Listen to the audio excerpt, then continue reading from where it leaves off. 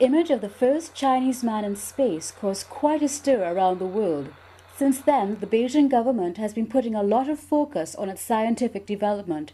China no longer wants to be the world factory, but aims to be an international innovation center and tomorrow's scientific superpower. Already ranking second in the world for investment in research and development, the Chinese government takes every measure to incite enterprises to innovate.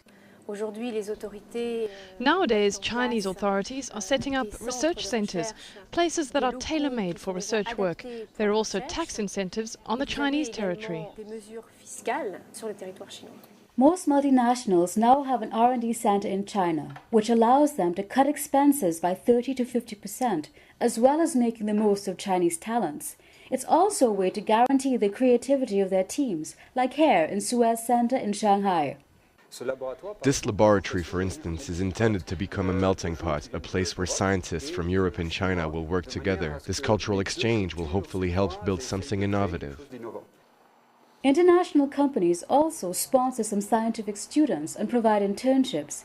In return, the young graduates have to work for a few years for these firms, which they consider a win-win strategy. They have their internship in France in those companies, so they will know those companies' working style and their culture, everything. So it's easier for them to come back and work in those companies.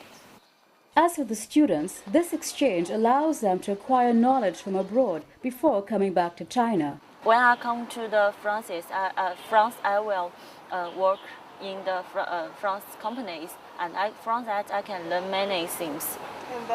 And then I will come back to China and work in Chinese company to treat the many problems, environment problems. However, the majority of the most qualified researchers do not come back from abroad. This is indeed the main problem for Chinese scientific research.